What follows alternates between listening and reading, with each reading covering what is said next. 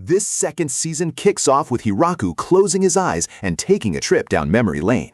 He looks back at how he first got stranded in this magical new world, turning a totally barren wasteland into a gorgeous sea of golden rice, all thanks to his hard work on that ridiculously fertile soil. But hey, he did not just stop at farming. He started gathering all sorts of unique races, from the lovely girls to the beer-brewing dwarves. Together, they built this amazing harmony in a village that used to be nothing but a lonely wild forest. As a result, the village is booming right now, and everyone is super busy prepping for a massive harvest festival. Hiraku just smiles with pure satisfaction as he looks out over his domain, which is now literally overflowing with abundant crops everywhere you look. Suddenly, news drops that 100 people are showing up out of nowhere, and Hiraku's jaw just hits the floor. The chill vibe of the village instantly flips into total panic mode as everyone scrambles to figure out the logistics and supplies. Since the village is already at max capacity, Hiraku and his friends are left staring in shock. They immediately have to brainstorm an emergency plan to house all these newcomers, because the headcount is way beyond what any of them originally expected. Wasting absolutely zero time, Hiraku pitches the idea of building a brand new village, and Ru agrees on the spot. They quickly mobilize every single resident, and even the pets, to gather construction materials as fast as humanly possible. It gets so hectic that Flora actually starts critiquing the villagers' welcoming smiles practice so they can greet the guests properly. Meanwhile, the rest of the crew is hustling to secure fresh food reserves to make sure everyone's nutritional needs are met. Hiraku's plan to drop off some lunchboxes gets completely derailed when he sees the village hall staff looking pale as ghosts.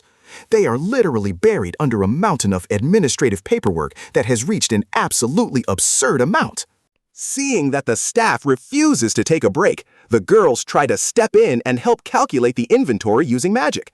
But honestly, their brains just cannot handle it, and they end up making themselves dizzy trying to crunch those super complicated numbers. Instead of actually helping, their magic accidentally sets the documents on fire. The staff screams in absolute horror as they watch all their hard work turn into ashes in the blink of an eye. Right in the middle of that chaos, Hiraku desperately tries to calm down his staff, who are openly weeping over the charred papers. Luckily, backup finally arrives in the form of true bureaucratic experts, ready to save the day. While Hiraku is still busy comforting the crying staff, Frau Lim struts in with this super confident smile. She instantly takes command of the room to clean up the massive administrative mess they have found themselves in. Frau Lim introduces her elite team of nobles who work with incredible speed and precision. Hiraku can finally breathe a sigh of relief because that impossible mountain of paperwork is actually getting sorted out. In exchange for their hard work, Hiraku hands over baskets of delicious food. Meanwhile, those high-class workers look absolutely thrilled to enjoy the village's most unique perk, which is getting to cuddle with all the adorable pets. Once Grand Maria reports that the surrounding area is secure, Ru immediately checks the map. She suggests shifting the new village's location just a bit further from the river to avoid any risk of flooding or other geographical headaches. Ru even lays out a hardcore strategy to prevent potential rebellions by controlling the water access. Hiraku audibly gulps at how intense that sounds before he starts staking out the new road routes for the construction team to tackle. A new problem pops up when the lizardmen and elf workers totally fail to chop down these super tough magic trees. Their regular axes just go blunt without leaving even a tiny scratch on the trunks. But the moment Hiraku swings his tool, the dense forest literally splits open to form a highway, and the bridge foundation is finished in a flash. That is the insane power of his all-purpose farming tool for you.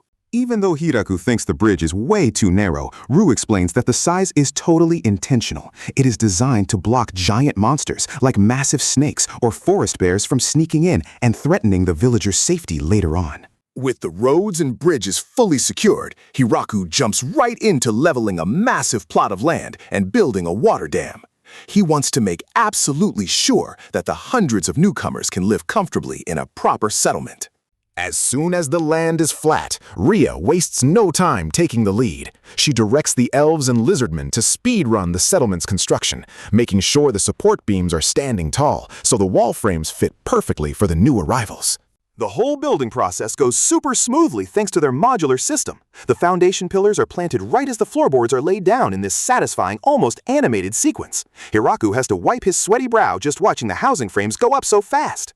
Hiraku's mind drifts back to the old days when he had to carry heavy logs all by himself just to build a simple little shack. He can almost still hear the loud thud of dropping wood that used to leave his whole body aching. That little daydream shatters when he spots a lizard man getting comically pinned by a log. Even though it is hilarious, their work ethic is still top-notch, and soon enough, hot fish soup is served to keep the construction team's energy up. Not only that, but Anne is super busy passing out lunch while new warning signs are put up strictly forbidding the tossing of wooden planks. Apparently, there was a near disaster earlier involving a flying roof piece.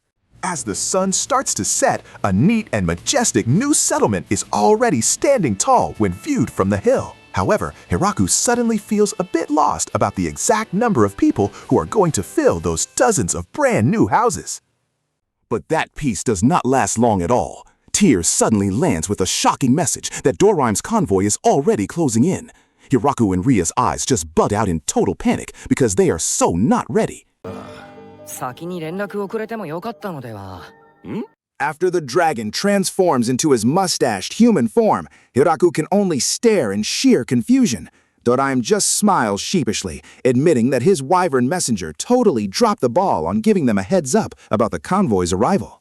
Even though Hiraku had braced himself for an attack by terrifying monsters, the ones who actually show up are a group of giant horned men. It is the minotaurs, led by Gordon, and surprisingly, they look incredibly polite and well-educated. Cranking his neck to look up at their towering figures, Hiraku listens to Gordon explain their tragic backstory of being exiled before Doraem brought them here for shelter. It hits especially hard when Hiraku notices the mothers carrying their little kids. Because of that, Hiraku immediately orders Anne to move fast and prep some food. He just does not have the heart to see the exhausted faces of those starving mothers and children after their long journey.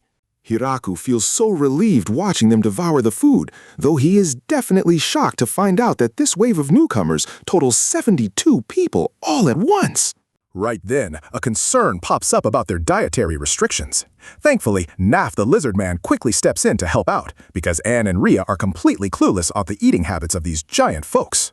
Naf's mind goes back to the time he actually lived alongside minotaurs in the past. Because of that, he can chat with them super casually, which makes Hiraku feel so much better seeing their interaction go off without a hitch.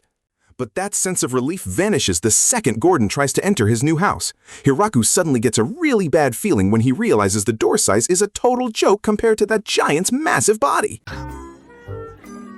Since the house doors are way too tiny, Hiraku is forced to cram dozens of these giants into the communal hall.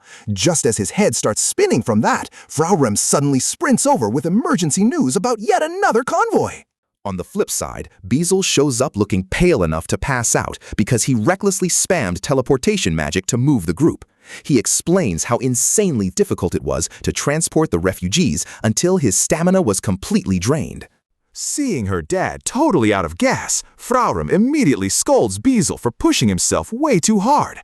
Hiraku actually feels bad for the middle-aged guy and tells him to go rest up right away to recover his mana. As soon as the centaur group arrives, their leader, Gluebald, acts incredibly arrogant while flaunting her noble status. She glares impatiently and demands luxury service like this village is some kind of five-star resort. Hiraku, who is totally clueless about politics, just stands there in silence. Luckily, Ladiasim steps right up to confront Gluebald before the vibe at the village gate turns into a total disaster because of her snobby attitude. Ladiakachim remembers the previous staff meeting where she totally predicted this guest's behavior. So she flashes a reassuring smile and volunteers to handle the bureaucracy herself, saving Hiraku from dealing with the headache. Ladiasium instantly turns Gluebald's logic upside down with a cold, hard argument. She makes it clear that Gluebald is just a refugee seeking asylum, not some VIP guest who has the right to boss people around in Hiraku's village. Gluebald gets pretty mad about being talked down to by a seemingly normal girl, but the centaur's confidence crumbles the moment Latiasim reveals her true noble identity with a flawless curtsy. It proves their social statuses are actually worlds apart. Glueball's ego shatters into a million pieces, and she bows her head in shame after realizing the massive gap in their ranks. For the sake of her clan's children, the centaur throws away all her pride and begs with a truly pitiful look on her face. But then, Latiasim clarifies that she is not actually the one in charge here, which makes Gluebald jump in surprise. The girl firmly establishes the true chain of command, pointing right at Hiraku as the absolute authority who calls the shots. Consequently, a brand new issue pops up when Hiraku sees the centaurs getting squeezed inside the tiny wooden houses. He can only scratch his head, trying to brainstorm some magical fix because the number of these giant arrivals is just exploding. Because of all this, Fraurum and the village admin team literally collapse on the floor from extreme exhaustion. The village hall becomes incredibly cramped, with hundreds of refugees packing in, waiting for answers about the logistics that are quickly falling apart. Right at that moment, a group of green-haired girls shows up after trekking through the dangerous forest without a single scratch. Hiraku is left staring in disbelief, amazed that they all made it safely to the village gates without any escorts. Hiraku tries to say hi, but they just stay completely silent. That is, until a piece of wood with a human face that one of them is carrying suddenly starts talking in the most casual way possible. Ig's mind drifts back to the past when the new Daphne spirit's habitat was completely destroyed by human wars. They ended up transforming into flying wooden logs just to migrate and find a much safer sanctuary. Worried that his guests might be starving, Hiraku quickly offers them a feast of bread and meat, which gets flat out rejected. It turns out that since they are plants, they do not have human digestive systems, making all that delicious food totally useless to them. Instead of a tasty meal, Ig asks for a plot of land with the absolute best soil quality after seeing the village's magical apples. Hiraku is just dumbfounded to learn that his new guests are craving soil nutrients way more than a bowl of rice. Hiraku is left even more speechless when he watches the line of girls literally plant themselves right in the middle of the field because they refuse to sleep under a roof. His train of thought breaks when Ig starts snoring so loudly that a flower actually sprouts from her head while Hiraku is complaining. The mayor finally just gives up, accepting the super chill and uncompromising nature of these plant girls. That first night after the population explosion offers up the most absurd sight. The centaurs are forced to sleep alongside the cows in the barn, while the tree spirits stay standing in neat rows out in the field, their roots planted firmly in the ground while they snooze. Refusing to let the situation beat him, Hiraku makes a firm resolution to completely overhaul the village's layout. This state of emergency actually fuels his motivation to immediately execute the massive infrastructure projects he has been planning all along.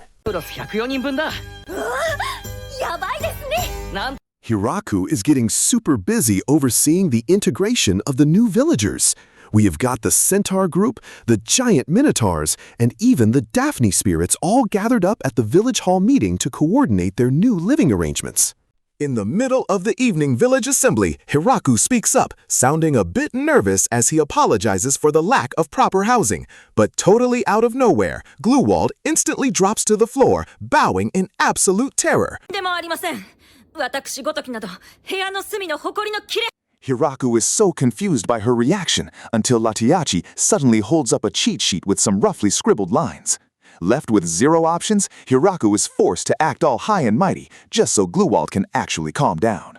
Latiachi praises Hiraku's acting skills for successfully easing the tension in the village. Wasting absolutely no time, our favorite village chief appoints Narf to handle the integration process for the new residents, keeping the village administration running smoothly.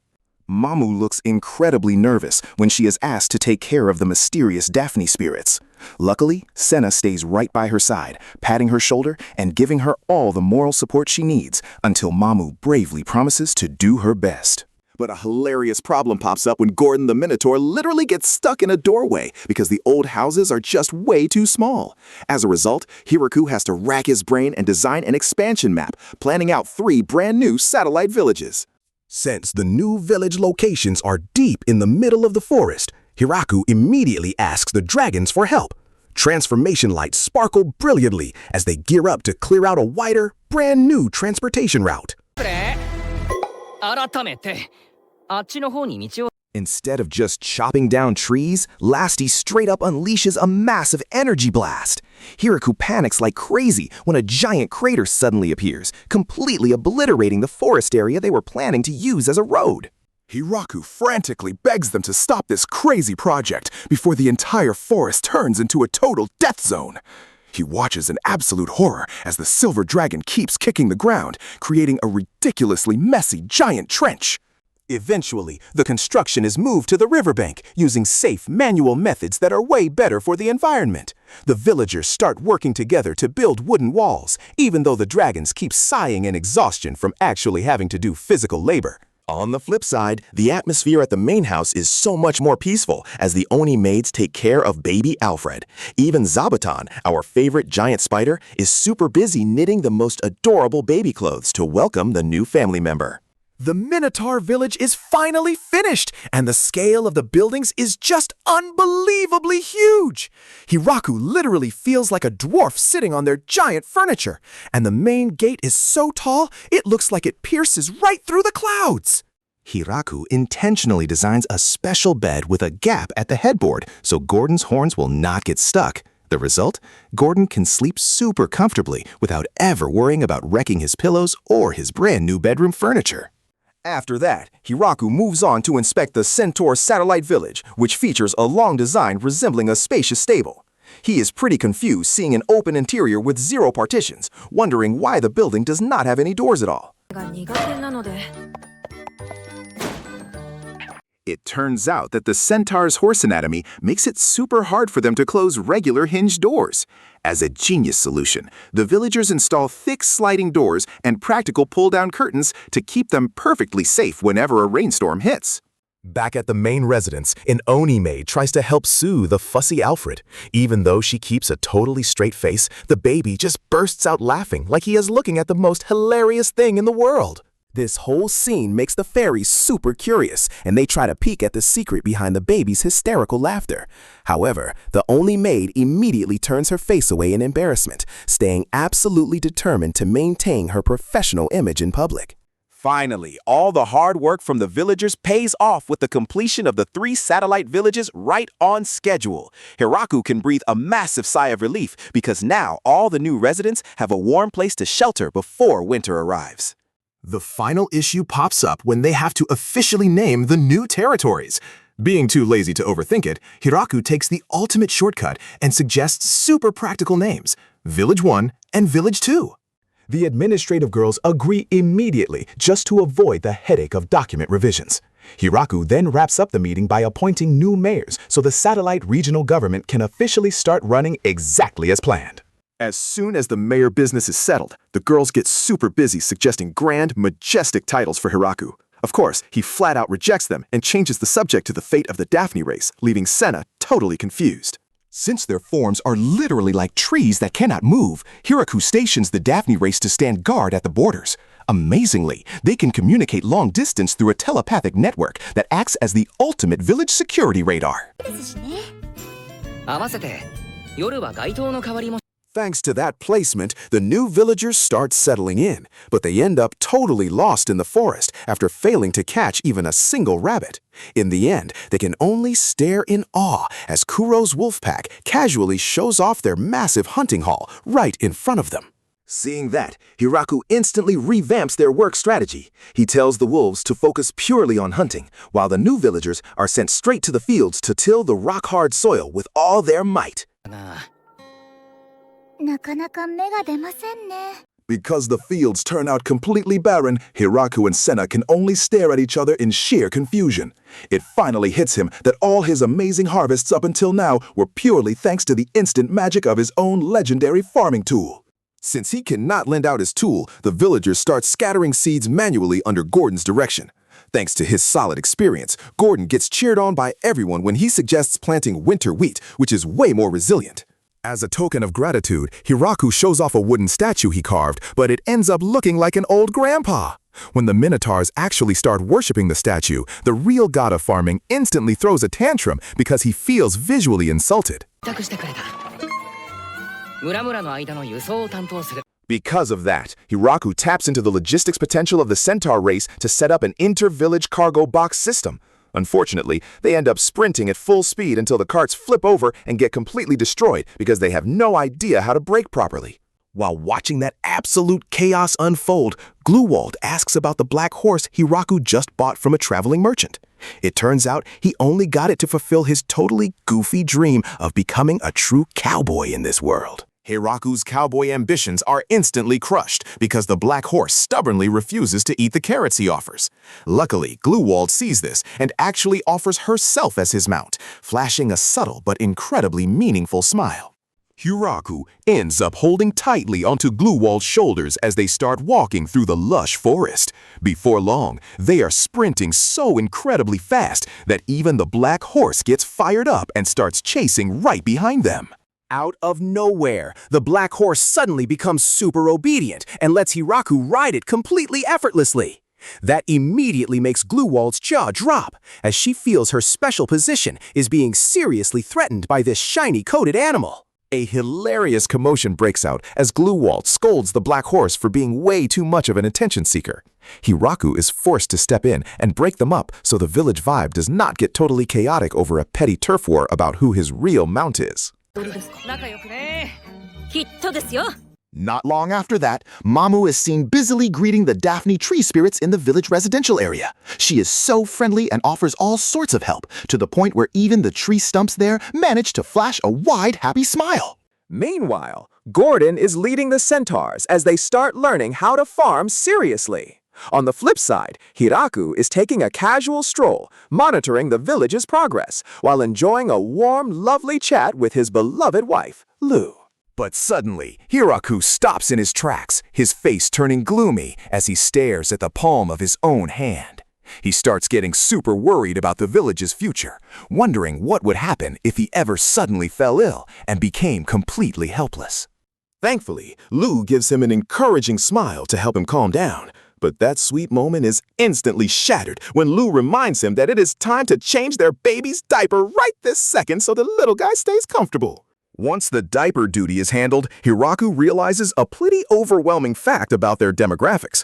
It turns out the village is facing a massive population imbalance because almost all the residents living there are women. Hiraku's simple intention to discuss matchmaking actually scares Gordon so much that his whole body starts shaking. He totally thinks Hiraku is registering the men to send them off to the battlefield, when his boss really just wants to find them a good match. Feeling bad for the minotaurs, Hiraku decides to look for a solution through the centaurs instead. With a super awkward face, he starts asking Gluewald about the whereabouts of the adult men in their herd. Hiraku's hopes are completely crushed when he hears the bitter news from Gluewald. It turns out that all the centaur men are busy fighting in a war, meaning all the women in the village are currently single, with 0 partners available to marry. A desperate Hiraku accidentally makes Gluewald completely misunderstand the mayor's serious conversation. Without missing a beat, Gluewald boldly offers her own body as compensation, which instantly sends Hiraku into an absolute state of panic. Hiraku's frantic rejections are completely ignored by Gluewald, who just gets even more aggressive in approaching him. The brilliant plan to balance the village's population completely vanishes into thin air, turning into a totally hilarious and endless goofy debate. After wrapping up that whole romance debate, Hiraku immediately shifts his focus to prepping winter food. The mountains are already covered in thick snow, and while the kids are busy having a blast playing outside, that delicious cheese is starting to melt perfectly. Right in the middle of that snowy village vibe, the lizard men come over to report with totally serious faces. It turns out the new villagers have this bad habit of eating way too little just to hoard their food supplies. Hearing about their rough past, where they constantly starved, Hiraku immediately racks his brain to find a sneaky workaround. He wants to make sure the villagers eat a ton without feeling super guilty or overly polite during this harsh season. Hiraku comes up with this brilliant plan to trick them by saying the food is practically going bad, so they have absolutely no choice but to finish it all right then and there. But on the flip side, Mamu, the dog beast girl maid, is out here crying dramatically under a tree. She feels completely useless because the other villagers have already finished up all the household chores. Thankfully, her little existential crisis vanishes in a flash when the lizardmen report that Serenity, the tree girl, is still happily wandering around totally naked. Mamu's eyes literally sparkle with excitement because she finally has an important job to do. Clenching her fists with pure determination, Mamu vows to make sure everyone is dressed decently. Hiraku can only give a wry smile, seeing his maid's spirit fully restored just as the snow begins to melt. As the new season rolls in, Hiraku opens up a steamer full of rice, and the aroma is just out of this world. It smells so good that the girls immediately peek over with intense curiosity because the scent is totally waking up their appetites that afternoon. The fairies totally think Hiraku is brewing up some fermented alcohol, but then our guy pulls out a giant wooden mallet. It leaves all of them scratching their heads, trying to guess what kind of crazy dish he is whipping up this time. Hiraku starts demonstrating how to pound a sticky rice with a steady rhythm. It is some seriously heavy physical labor that he actually learned back when he was in his chibi form, busy planting rice in his own paddy field. Unfortunately, the moment Hiraku gets tired and hands the mallet over to the villagers, they straight up unleash high-level destruction magic. The mallet swings get coated in this intense magic, making the whole process way too powerful and incredibly dangerous. Thanks to that crazy magic, the mochi dough literally mutates into a rock-hard crystal.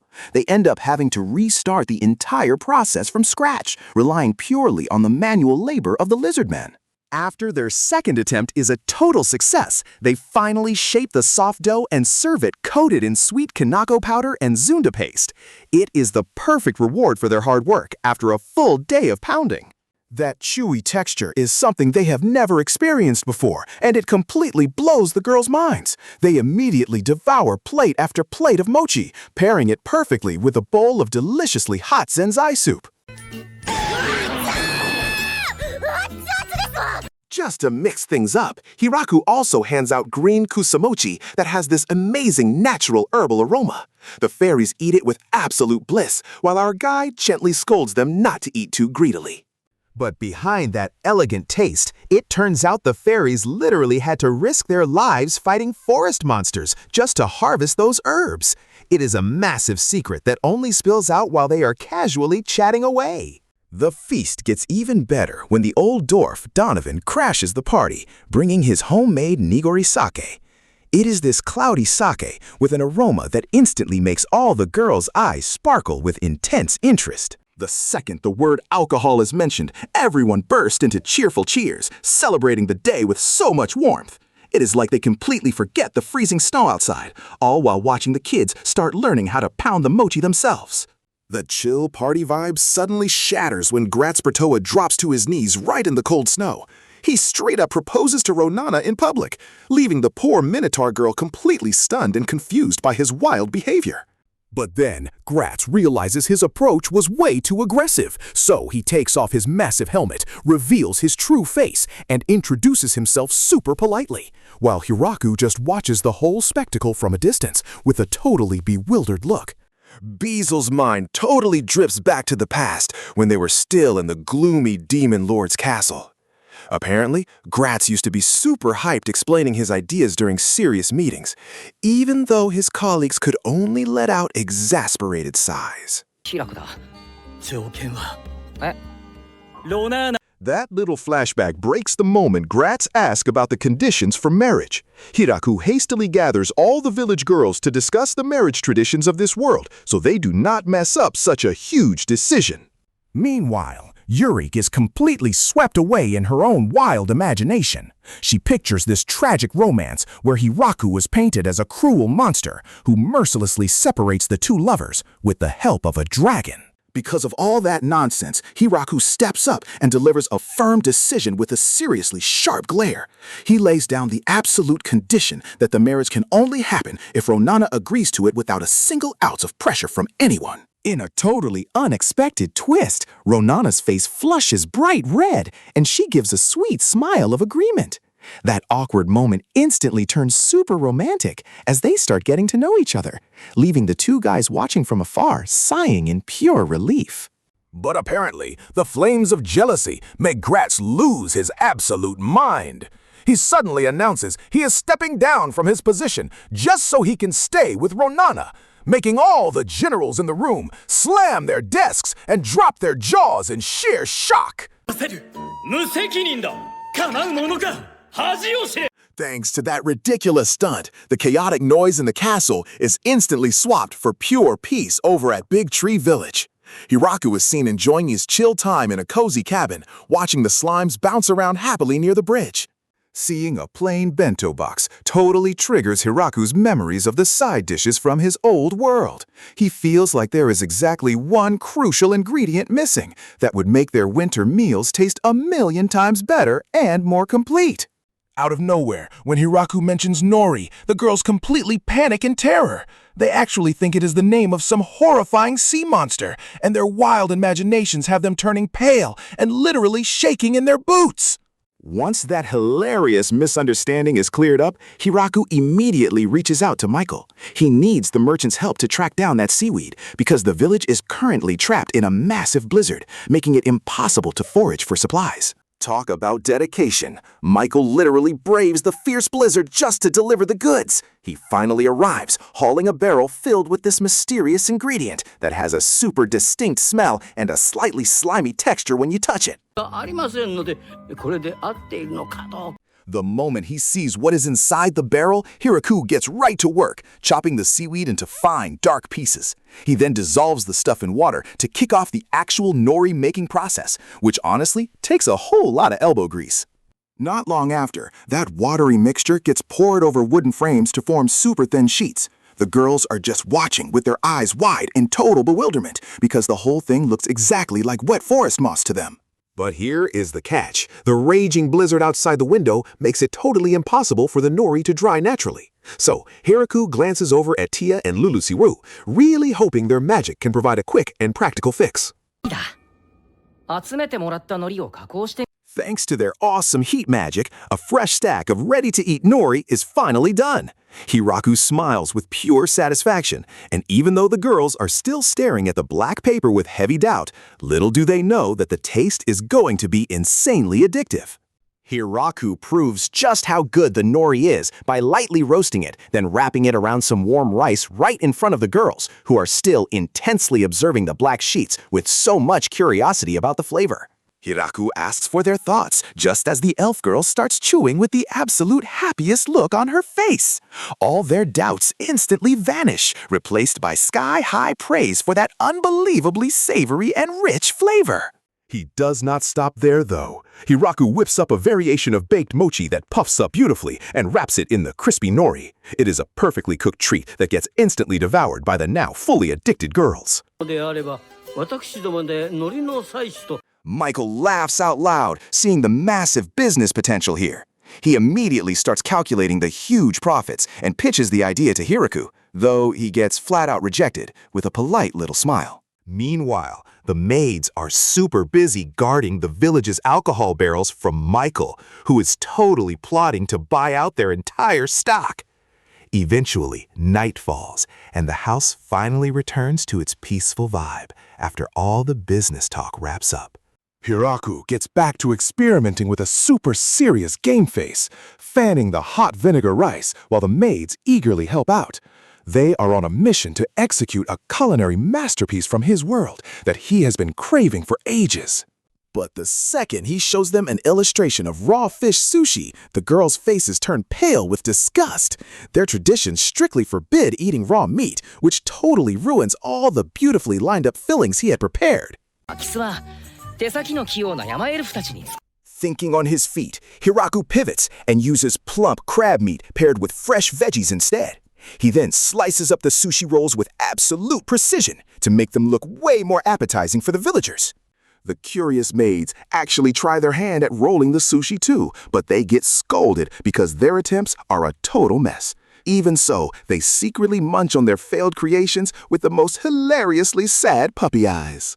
Hiraku goes on to explain the awesome benefits of vinegar and how it kills bacteria, while the girls just munch away with massive smiles.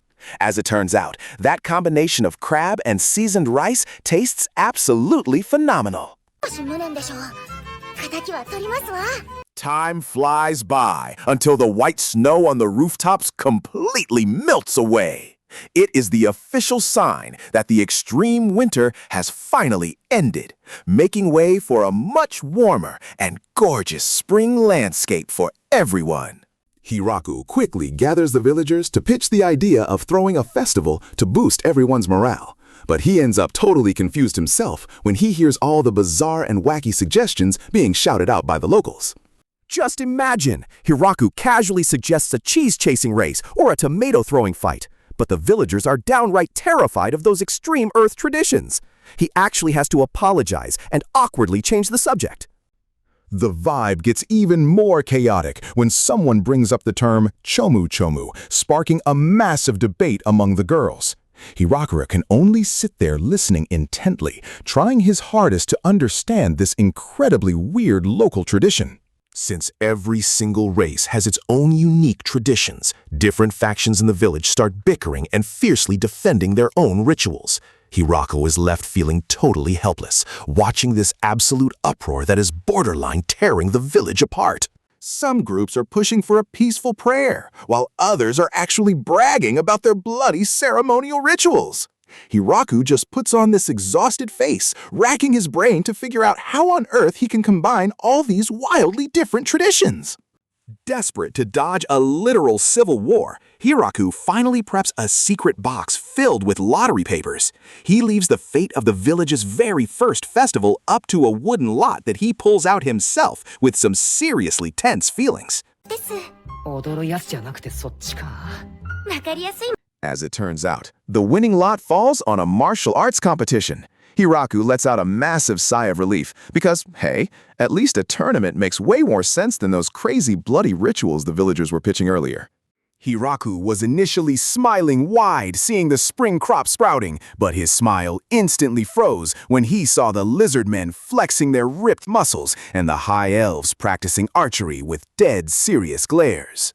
The tension spiked even more when the girls started sprinting at breakneck speeds. Even the angels were flexing this terrifying aura of power, alongside the dragon shadows, who looked ready to fire destructive lasers right in front of Hiraku's eyes. To keep the village from getting totally wiped out, Hiraku managed to talk those two overpowered beings into just being referees. He even promised them a special exhibition match in the future, which got the dragon girls super hyped. Once that was settled, all the villagers immediately got busy drawing up arena layouts and hanging festival banners to hype up the massive tournament they had all been waiting for. Right when the day of the tournament finally arrived, the crowd was busy admiring the incredibly grand arena. But the festive mood suddenly got super stiff when Yuri introduced her dad, who just showed up out of nowhere. Hiraku's knees practically gave out when he realized the guy was the Demon King. And the mental pressure only got worse when the Emperor Dragon Dorse also tagged along and calmly introduced himself. Even though the vibe was insanely awkward with those super dangerous VIP guests staring each other down, Hiraku tried to keep his cool. He grabbed a megaphone and announced the opening of the arena so this huge event could finally kick off. The second the rules were read out, Rosalind and Mamu stepped right into the center of the arena for the opening match, looking absolutely thirsty for a win. Hiraku, who originally thought this would be a cute little spar, was wide-eyed in shock. In reality, the two girls were clashing at insane speeds, and the sound of their wooden weapons smashing together was straight up brutal. Right after that brutal duel wrapped up, it was Frau's turn to go all out, blasting a relentless barrage of magic explosions right at Donovan. But those devastating attacks didn't even leave a scratch on the dwarf uncle. Watching from the stands, Hiraku literally dropped his jaw when he saw Donovan stroll out of the thick smoke without a single scratch. It just proved that the dwarf race's physical endurance is completely off the charts. Not wanting to be outdone, right after the dwarf's victory was announced, the centaur named Roaju trotted into the arena. He was confidently wielding his long spear after making the long trek through the forest. Raju won incredibly fast, and the tension completely melted into pure comedy when a slime got launched super far and crashed into a living tree. It was exactly the kind of palate cleanser the crowd needed. The tournament finally reached the open category finals, pitting Sena, the agile fox beast girl, against Frau, who was already prepping her deadly wind magic energy orbs that everyone knew were absolute game enders. Senna kept aggressively dodging every single magic blast thrown her way. She knew her one and only shot at winning was to close the gap and force Frau into an all-out close-quarters brawl. Senna's bravery totally paid off. She managed to shatter Frau's windshield and then slammed the magician into the ground with a hardcore martial arts throw, making the entire crowd scream in pure hype. But that throw actually sent the two of them flying out of the ring at the same time. The referee had to call it a draw, which made the Demon King laugh in absolute satisfaction at how the match ended. While Hiraku was busy handing out the award medals, he actually got scolded by the announcer girls. They jokingly teased that Hiraku was actually the ultimate secret boss behind this whole tournament. Moving into the elite warrior category, the vibe instantly turned chilling because the rules were way looser. Plus, the participants this time were high-level monsters like the lizard man, Daga, who was already visibly sharpening his weapons. Junea's mind drifted back to her past when she saw her opponent was Uno the wolf. Dark memories of the Lamia clan massacre suddenly popped up, haunting her feelings and combat mindset right before the match started. That spacing out vanished when Junea pushed past her fear. In a shocking burst of speed, she dashed forward and pointed the tip of her spear right at the neck of a very cautious Uno.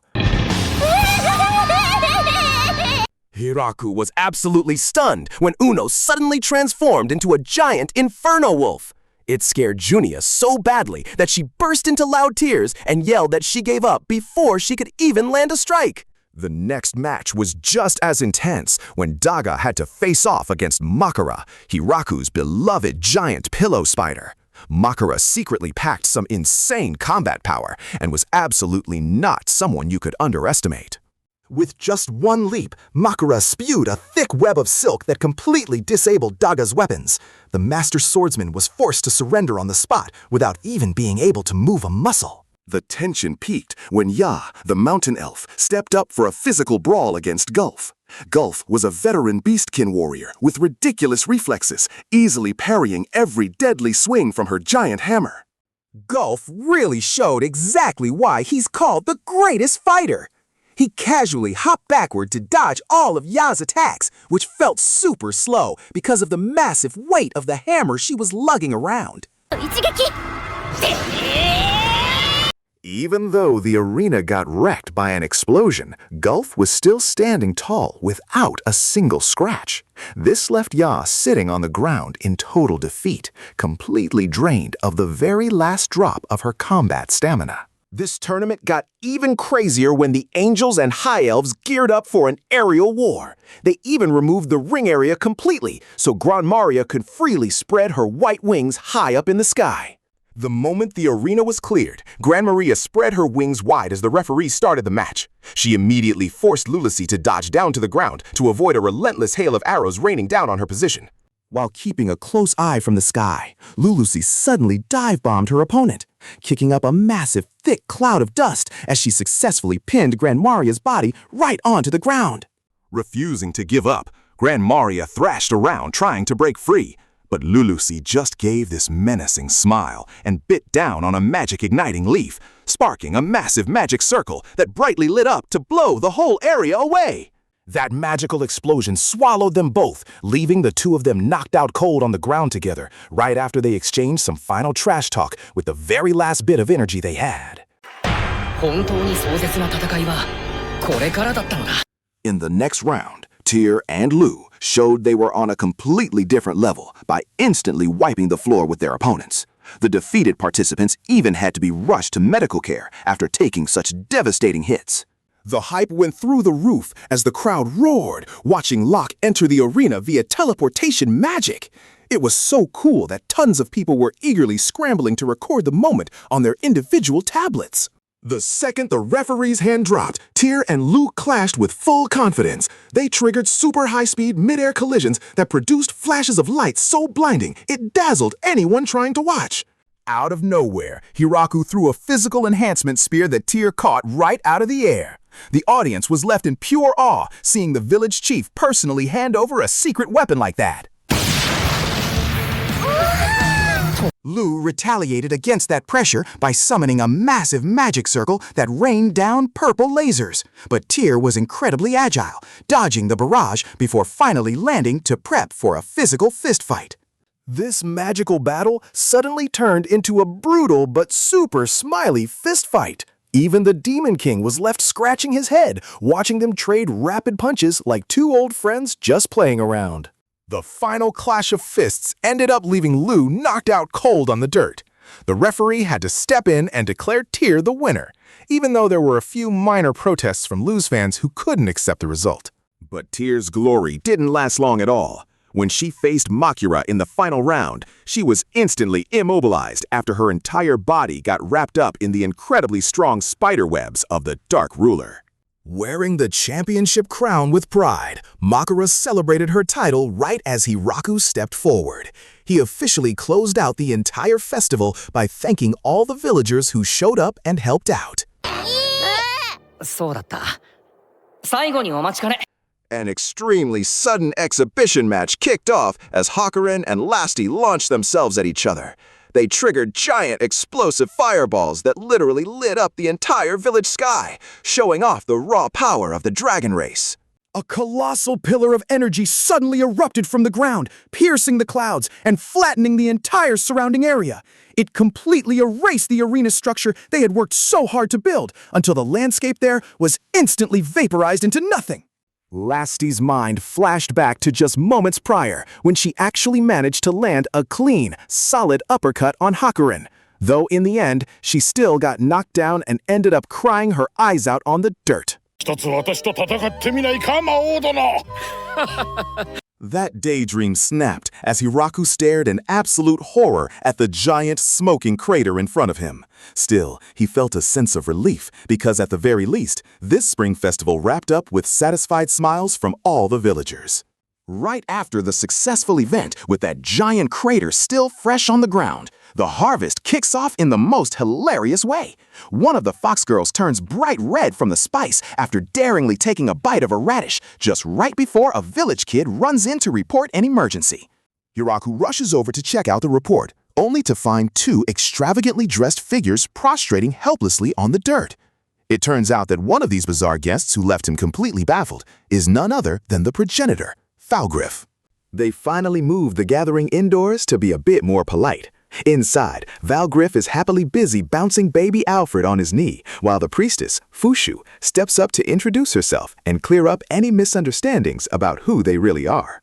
Hiraku instantly drops to the floor, trembling in a full bow the second Lulusi drops the massive lore bomb. These two guests are actually the supreme leaders of the Korin religion, holding an unbelievably massive amount of influence across the world. Even with her insanely high status, Fushu bows her head in desperation, begging the village's medical expert to save her dying son. Without missing a beat, Hiraku escorts her straight to the clinic to meet their resident genius pharmacist. Hiraku introduces them to Flora Sakuto, the pharmacy expert, who immediately starts showing off her ego.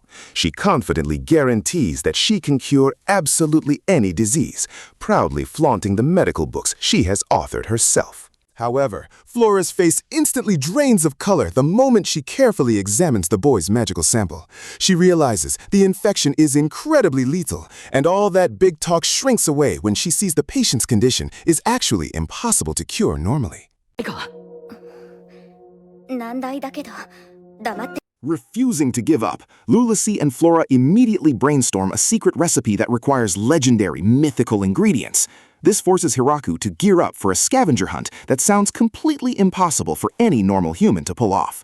The funny thing is, these ultra-rare items are basically just treated as wild weeds by the villagers. A sacred flower gets casually plucked by an angel, and even the guardian dragon of the area is just chilling and munching on apples.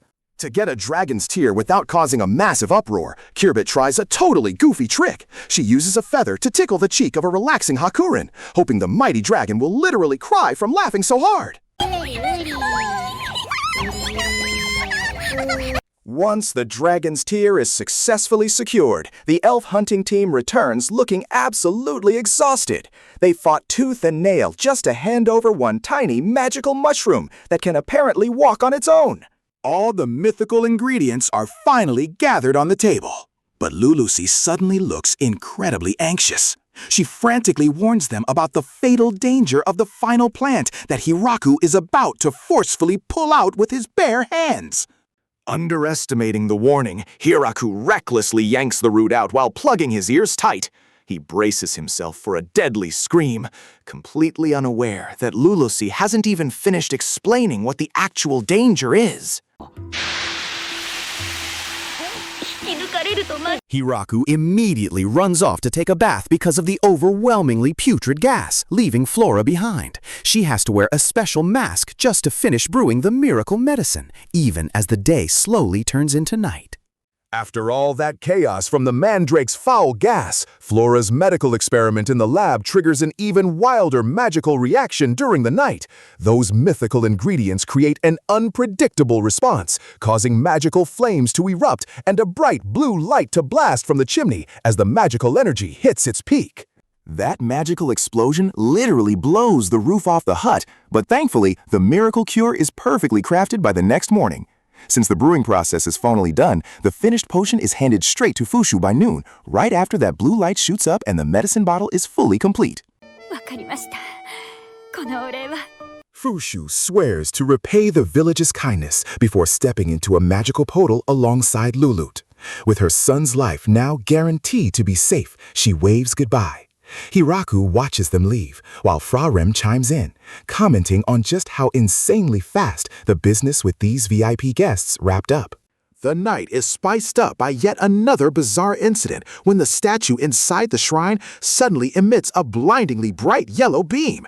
It turns out that the prayers and holy energy Fushu left behind made the shrine overreact, and the glare from that yellow light makes the entire surrounding area as bright as day. Zabuton gets her sleep interrupted by the glow, her eyes twitching in annoyance. Hiraku takes the pragmatic route and just tightly shuts the shrine's wooden doors so the spiderlings can go back to sleeping peacefully without any more glaring light bothering them. The next day, Anne and Ram are happily harvesting red apples when they stumble upon a strange tree growing in the wild. Walking with their baskets, they stare at the unfamiliar leaves in pure confusion, totally sure they never planted anything like this in the orchard before. Hiraku's mind flashes back to the past when his favorite hobby was just randomly planting seeds everywhere without keeping a single record. Because the power of his farming tool is absolute magic, spice seeds and green veggies would instantly grow lush and full the second he swung his almighty hoe into the dirt. His daydream shatters when Anne spots a green fruit that fell from a branch and tries to peel it. The tree's true identity is finally revealed to be a walnut tree after Anne uses her massive physical strength to crush the rock-hard shell protecting the nut inside. Hiraku is just about to warn them about how tough that shell is, but he instantly shuts up when Hakurin completely obliterates a walnut with a simple flick of her finger. Hakurin's dragon strength is truly off the charts, prompting Ria to quickly jot this new discovery down in their village inventory book. The discoveries continue not too far from there when they find a small yellow fruit that turns out to hold an almond. Hiraku inspects the fruit closely before cracking it open to confirm what's inside, getting everyone super hyped to comb through an even wider area of the experimental orchard. It is not just trees. Hiraku also spots some green vines creeping across the loose soil. He skillfully checks the roots and pulls them up, revealing a massive bunch of fresh peanuts that are completely ready to be harvested and roasted into a delicious snack for the villagers. Rhea quickly sketches out illustrations of the peanuts, almonds, and walnuts into the village's rapidly expanding harvest inventory. Hakurin looks genuinely amazed at just how fast their farming collection is multiplying in such an incredibly short amount of time, all within one tiny area. Hiraku starts daydreaming about an ice-cold beer paired with some savory nuts on his dining table. It turns out his secret motivation for scattering so many seeds back in the day was all to create the ultimate relaxing drinking setup after a long, exhausting day of tending to the massive farm he built from scratch.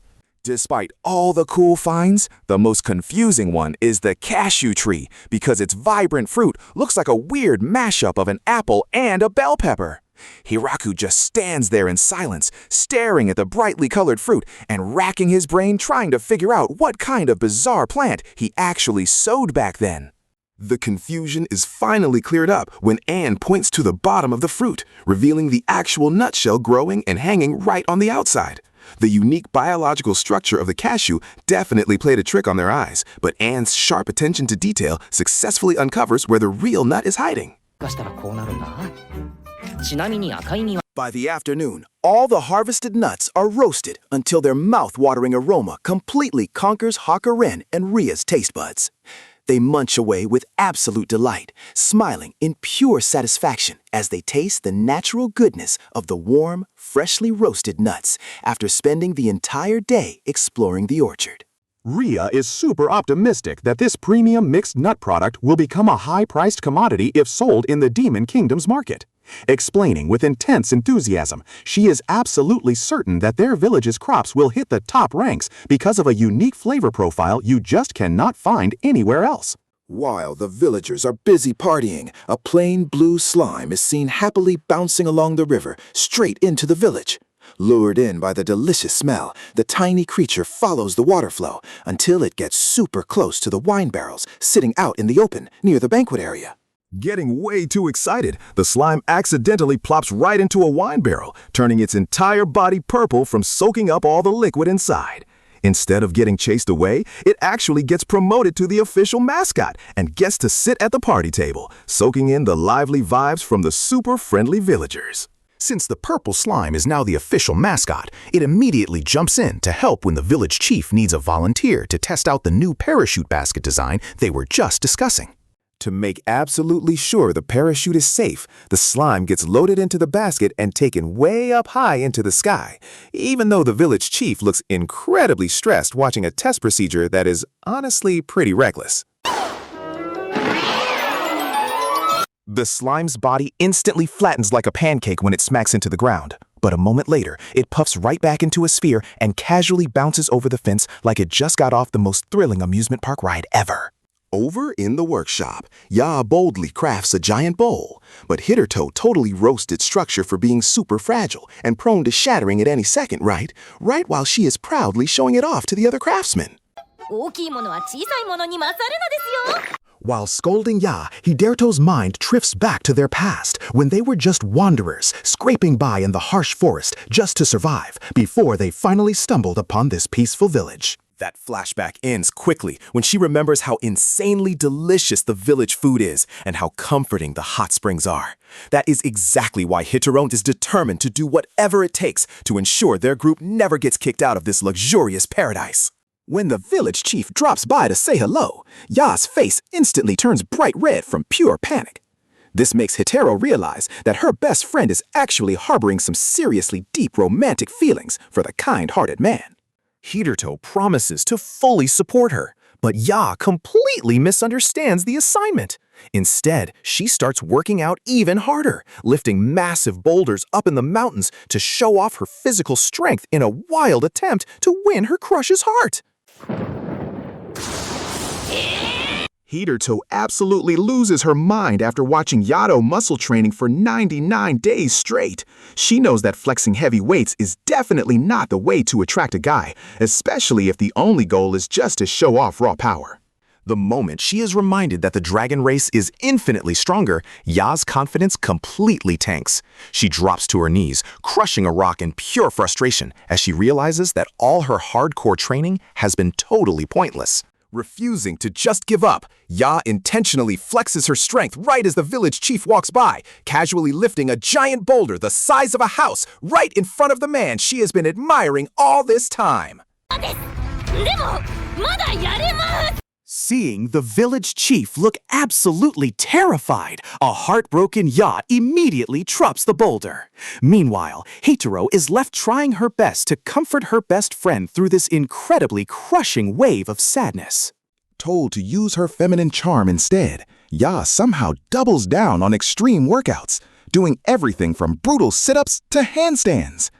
Hirato can only shake her head in disbelief, watching her best friend's bizarre antics get even more chaotic. Even though Hirato pictured Yaya wearing an elegant dress, the reality is that the girl is doing push-ups while carrying a massive boulder on her back. Hirato throws a massive fit, realizing this romantic mission is just a totally hopeless failure. While Ya was busy flexing her strength with one-handed push-ups and completely ignoring Hitaruto's frustrating screaming, Hiraku decided to kick off his day by patrolling the edge of the forest because he sensed something was totally off. When he got there, Hiraku was absolutely baffled by the bizarre sight waiting for him. Dozens of winged girls were tied up tight and trapped right in the middle of the dark, creepy woods. It turned out the captives were a bunch of harpies tangled up in magic threads, along with a few completely helpless angels. Hiraku's head snapped in shock as he instantly tried to seriously analyze the crazy situation. Right at that moment, Tyr made a surprise landing and her jaw practically hit the floor. She instantly recognized that the captured attack squad was actually made up of her old comrades from the Angel Corps. Seeing them triggered a wave of nostalgia, and Tyr started sharing stories about how they all used to patrol together back in the day. They would push themselves to such extreme exhaustion that you'd often catch them looking completely wiped out and sluggish between their duties. That little trip down memory lane was shattered when the squad leader, Kirbit, started screaming in pure anger. Even though she was literally hanging upside down, she refused to accept defeat, showing off a stubborn streak that absolutely would not back down. Kirbit stubbornly insisted that her little invasion was purely to defend the pride of her race. She completely refused to look weak in front of Hiraku, entirely ignoring the fact that she was currently just a captive caught red-handed in the forest. Out of nowhere, Kirbit threw out a wild accusation, claiming that the angels in the village had lost their honor because they were living way too comfortably. That totally struck a nerve with Tyr, leaving her completely speechless as she wondered if there was actually some truth to those harsh words. Triggered by that accusation, Tyr slowly started explaining things to Hiraku. It turns out their all-female race has this super sacred trial for finding a husband, and this whole messy situation was actually deeply connected to Kirbit's sudden arrival. Since Kirbit firmly believed that Hiraku's village had disrespectfully skipped that crucial ritual, she stubbornly refused to make peace. This forced Hiraku to rack his brain for a second and cook up a clever little trick to take control of this totally deadlocked negotiation. Flipping the switch to a totally cold expression, Hiraku shot a piercing glare at the entire Harpy squad. He then delivered a super intense speech, warning them about the insanely heavy punishment they would face if they dared to keep resisting. But in a hilarious twist, the second Hiraku offered a pardon to anyone willing to submit, the Harpies instantly threw loyalty out the window. They immediately surrendered on the spot just to save their own skins. Seeing how things were playing out, Tyr quickly leaned in and whispered a secret to Hiraku.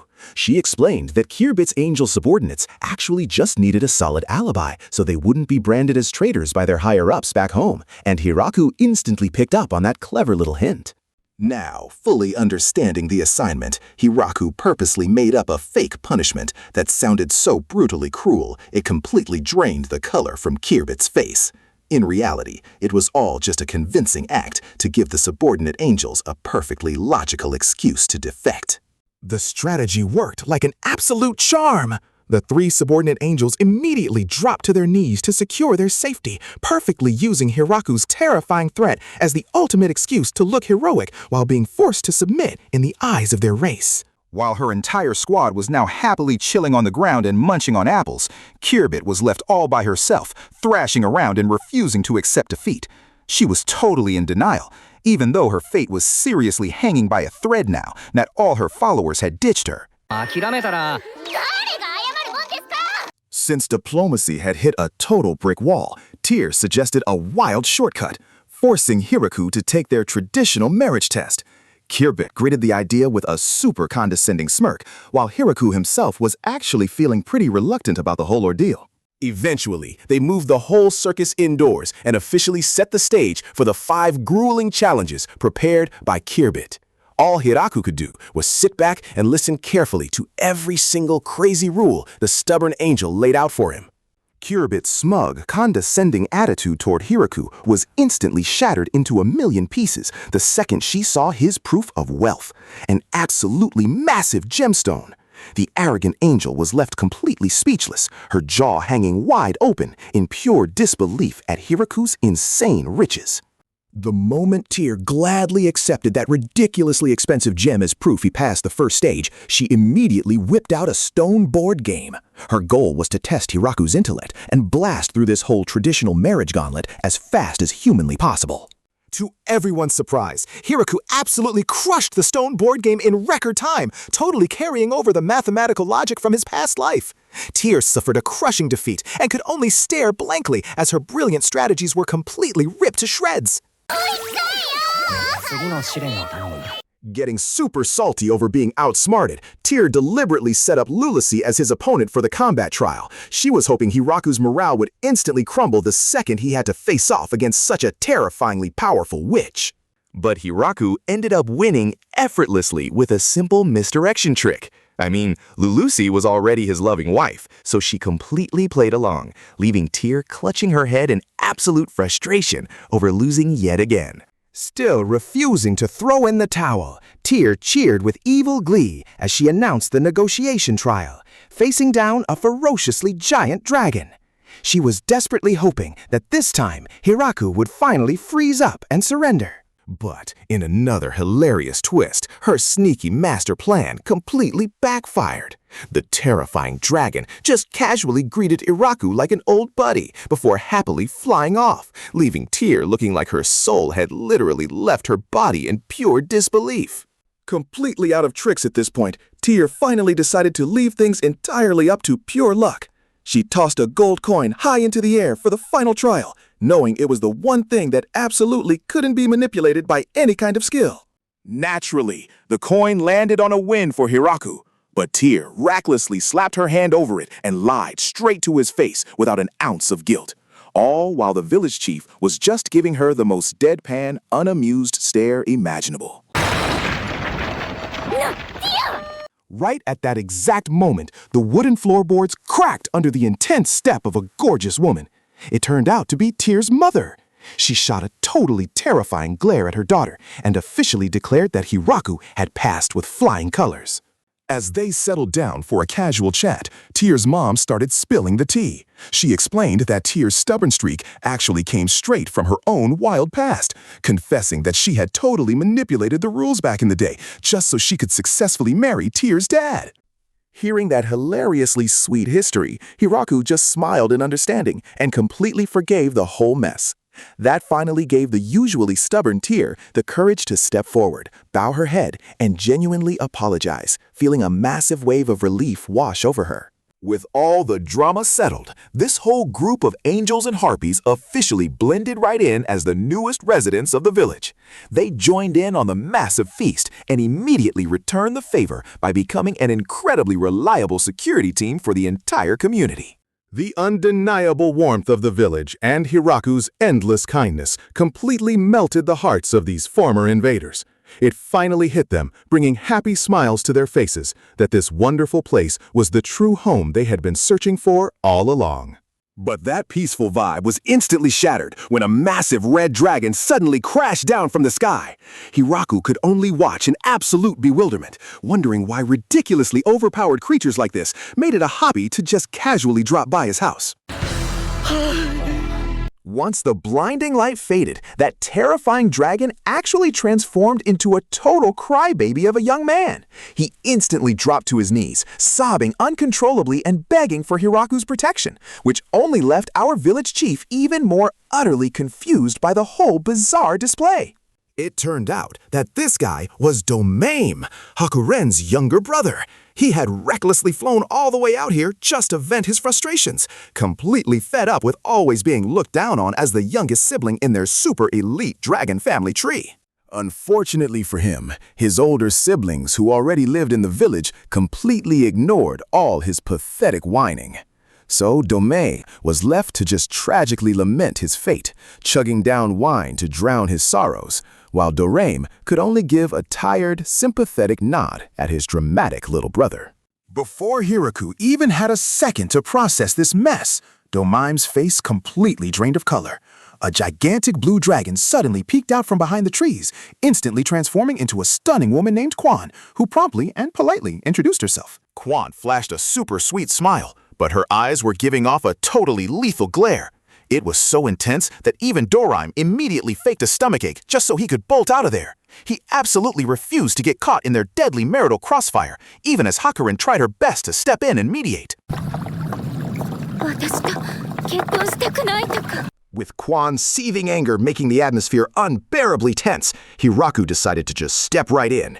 He grabbed the collar of the terrified Domain, who was still trying to hide in pure fear, and dragged him indoors for a private one-on-one chat to get this mess sorted out fast. Domain was shaking so badly that he was literally too terrified to even speak. Seeing this, Hiraku just shoved a stack of paper in front of the crybaby dragon, forcing him to write down every single one of his complaints instead of just sitting there shivering. Hiraku also handed some paper over to Kwon, taking a moment to give her a serious talk about the core concept of mutual respect in a marriage. That totally hit home, making the fierce dragon lady fall silent as she finally realized that she had been way too oppressive in their relationship all this time. As a result, the two of them ended up pulling an all-nighter, furiously writing out their personal demands until the sun finally came up. Then, looking surprisingly super shy, they swapped their letters, finally sharing all the honest feelings they had never been brave enough to actually say out loud to one another. The whole crazy drama wrapped up completely peacefully as the happy couple finally said their goodbyes and flew off. This left Hiraku smiling in pure relief, though he definitely had to keep his guard up, especially since Hakurin was suddenly throwing him some very cheeky, suggestive winks. Hiraku wraps up his chat while gazing up at that massive tree, then shifts his focus back to the villagers. They are super busy harvesting wheat and hauling their massive bounty while happily waving up at the sky. Not long after that, Anne and Lulusi's team arrive at the wooden house, dragging the carcass of a giant red snake they just hunted down. The thing is so absurdly huge that it instantly sends the entire village into an absolute frenzy. Since they scored such a massive catch, the whole village immediately throws an incredibly mouth-watering barbecue party.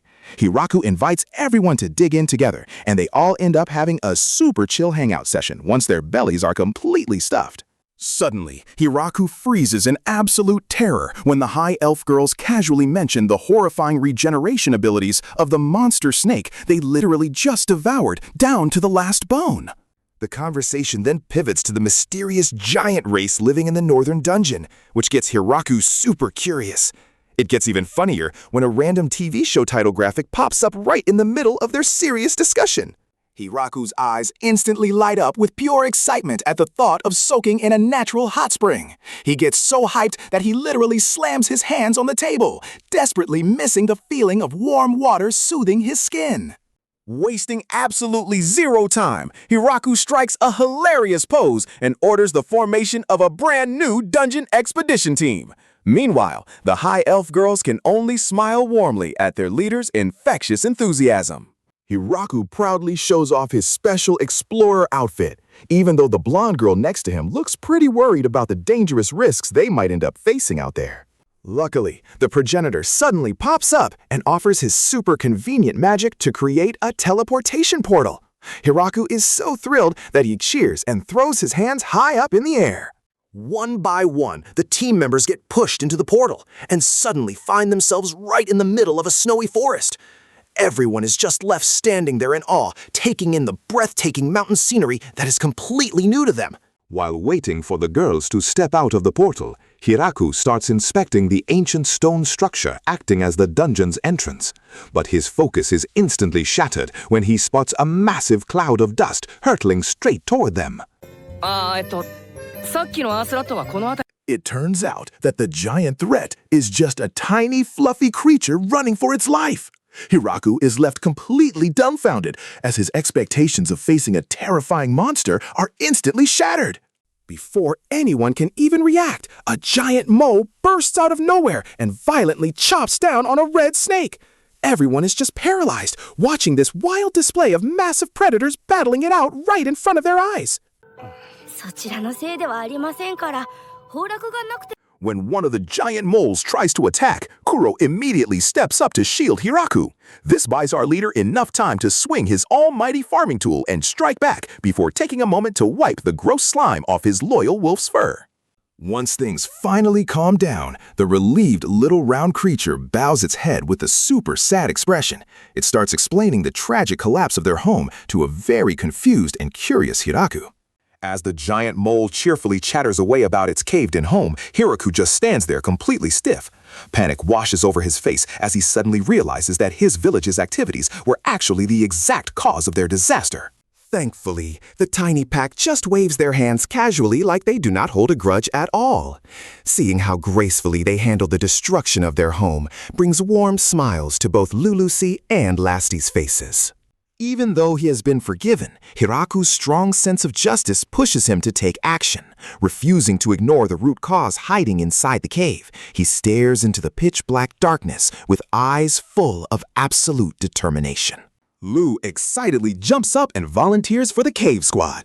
She is joined by the progenitor, who gives a ready wave to officially kick off their highly dangerous expedition to clear out the underground threat. After the cave squad sets off with hopeful smiles, Hiraku immediately leads his own group up through the dense, snowy forest. He is on a mission to hunt down that ultimate relaxation spot he has been dreaming of at the peak of the northern mountains. Halfway through the trek, Lulusi closes her eyes, tapping into her instincts to track down the water source. Meanwhile, Hiraku and Tia stay on high alert, carefully scanning the rocky terrain and towering trees along their path. They freeze in their tracks when they spot massive claw marks gouged into a tree.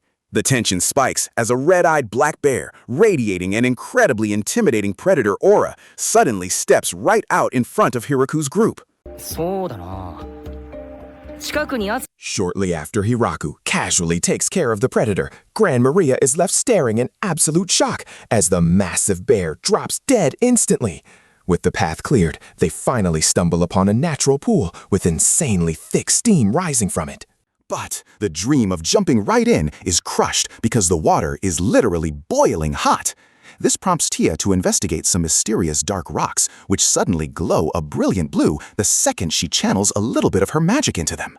Though a bit hesitant at first, Hiraku's eyes go wide the moment he touches the glowing rock. Instead of burning his skin, it just feels perfectly and consistently warm. A massive discovery that turns out to be the main secret behind the pool's heat source. A huge grin spreads across Hiraku's face as he figures out a brilliant way to reroute the water. He immediately gets to work, sketching out epic plans to build a super luxurious hot spring resort for all his villagers to enjoy. Meanwhile, deep inside the pitch-black cave, Lasty tries to light the way with her light magic. But her clumsiness causes the room's temperature to skyrocket so drastically that Lu has to scream a warning about the dangerous ambient heat. Realizing his teammates' lives are in danger, the progenitor aggressively snuffs out the magic, plunging them back into darkness. The only light left is a pale green glow from the cave walls, which makes Flora's face look even paler as pure fear takes over. As soon as he notices the unnaturally perfect symmetry of the hallway, the progenitor analyzes the architecture and quickly reworks their ambush strategy. Lasty, however, fiercely points straight into the darkness, completely ready to hunt down the mysterious mastermind. After praying for the underground team's safety, the spotlight shifts back to Hiraku. He has finally pulled it off, successfully building a massive bathing tub, complete with a perfectly steaming flow of warm water. Thanks to a highly precise mechanical valve system, blending the icy river with the boiling hot spring creates the ultimate winter spa. Lulusi is so amazed that she literally cannot stop making faces of pure awe.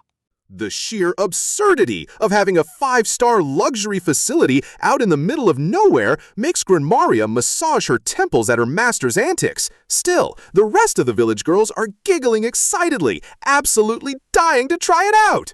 Right at the peak of the excitement, a gorgeous golden-crowned angel named Kiabit suddenly descends from the sky. She is super curious about the massive commotion Hiraku is causing outside their usual village grounds. The moment Kiabit lands, she is greeted by the craziest sight. Tia and Lasti are using levitation magic to casually haul giant logs, while the lizard men are bustling around, putting together the hot springs foundation. But while the resort construction is going off without a hitch, the investigation team is venturing deeper into the dark, damp cave corridors. They end up stumbling upon a giant skeleton, instantly turning the vibe into a total horror movie. Lucicy hesitates for a second and suggests falling back due to a really bad feeling, but Lasti stubbornly pushes forward. Eventually, they discover a stone carved with ancient runes sitting right beneath a super mysterious vertical crevice. Suddenly, an army of black skeletons drops down from the crack above to ambush them. But instead of panicking, Lasti just flashes a massive grin, acting like she just found an incredibly fun new toy to play with. Because Lasti's fire attack is way too overpowered. Her pillar of heat literally pierces through the ground and sets the surface forest ablaze. Hiraku completely freaks out, watching his precious trees turn into a massive sea of fire. Luckily, they manage to put out the fire quickly with 0 casualties. Hiraku forgives a very terrified Lasti and goes straight into officially opening the hot spring resort that the entire village has been eagerly waiting for. Hiraku really thought about privacy, neatly dividing the pool layouts so the girls can cheer in sheer delight as they soak in the warm water, totally surrounded by gorgeous natural rocks. Lucy gets so incredibly comfortable that she daydreams about relocating her workspace right there. Meanwhile, over in the sauna, Kiabit looks like she is about to pass out because she just cannot handle the insanely extreme heat it was designed for. But all of Kiabet's suffering vanishes the second she learns that saunas are great for your skin. She instantly gets fired up, determined to look her best to attract her dream life partner, whoever that mysterious guy might be. Her friends laugh hysterically and warn her that she would probably get eaten alive by Hiraku's wives if she ever dared to target Alfred as her future husband. Meanwhile, over in the men's bath, Hiraku goes from chilling out to suddenly feeling super anxious. He realizes the cave investigation team still has not returned to the surface, even though it is getting dark and quiet outside. His bad feeling is spot on. Deep underground, thousands of skeleton troops led by a red-eyed commander have completely blocked the escort team's path, ready to strike down anyone foolish enough to cross them. Instead of being scared, Hakuren unleashes a barrage of bone-crushing kicks on the enemy. Meanwhile, the progenitor just stands casually in the back, watching the absolute carnage unfold with a perfectly calm expression on his face. That attack fully convinces the progenitor that there is a mysterious mastermind pulling the strings from the shadows. It gets him even more hyped to track down this hidden threat that could potentially endanger the future of Hiraku's village. Hiraku immediately asks for the juicy details when the progenitor explains that the mastermind behind the whole cave chaos has been totally wiped out, meaning their territory is officially safe from any threats. Shortly after, they realize there are absolutely 0 clues left for them to investigate because Hakuren brutally slaughtered all the enemies before dozing off and sleeping peacefully like nothing happened. But surprisingly, hidden in the rubble, Hiraku finds a tiny figure shivering in fear under a cloak. The progenitor then casually points out that this little one is actually the former leader of that monster army. Turns out, this tiny girl is the big boss, whose base just got completely wrecked by Hakuren's flying kick and her insanely deadly white dragon breath. Miraculously, she survived, though she lost all of her memories. The progenitor felt so bad for her that he decided to bring her back to the village to keep her safe after she survived that terrifying, apocalyptic event. Seeing her genuine smile when she remembered her name, Hiraku finally drops his suspicions and decides to welcome Urza as a brand new member to be raised right in their own village.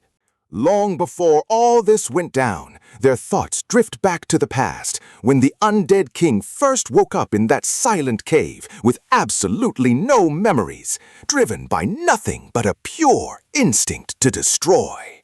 To break a mysterious earth seal, he cast some intense purple magic to summon a mystical energy, helping him gather a massive workforce for a huge excavation project.